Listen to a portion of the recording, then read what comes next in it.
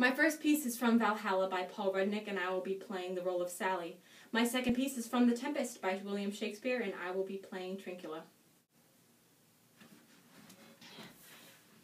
Some people say that I had feelings for James Avery, but that's just not true.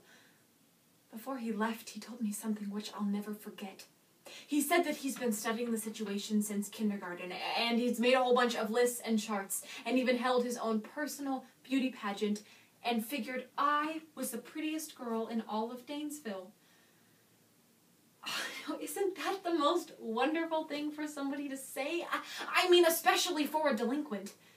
Now, whenever I think of that, and I look in the mirror, I see Eleanor Roosevelt.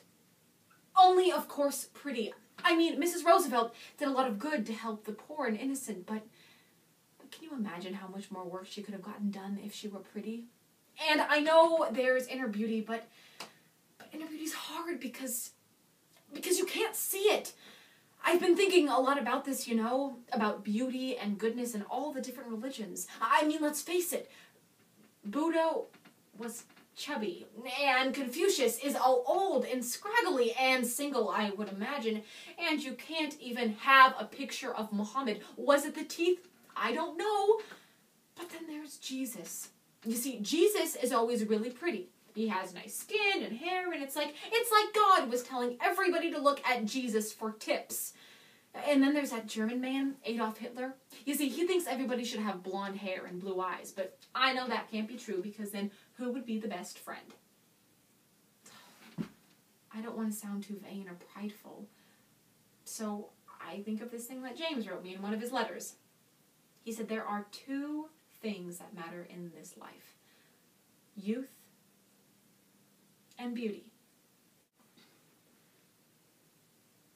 Here's neither bush nor shrub to bear off any weather at all, and another storm brewing. Oh, I hear it sing the wind. Yon same black cloud, yon huge one that like a foul bombard would shed his liquor, if it should thunder as it did before, I know not where to hide my head. Yon same cloud cannot choose but to fall by pailfuls.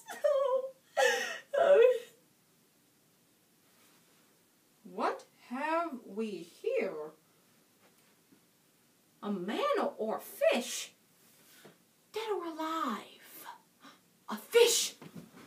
Oh! It smells like a fish. A very ancient and fish-like smell. Not the kind of a newest poor John. A strange fish.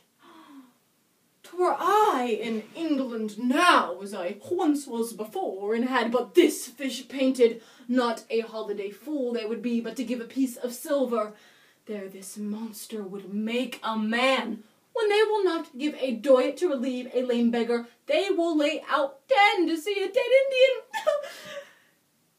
Indian.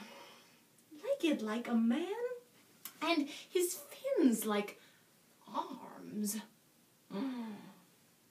Mormon, my troth, I do now let loose my opinion and hold it no longer that this is no fish, but an islander, oh, that has recently suffered by thunderbolt. Alas, the storm has come again. My best way is to creep under his cavern. Misery acquaints a man with strange bedfellows.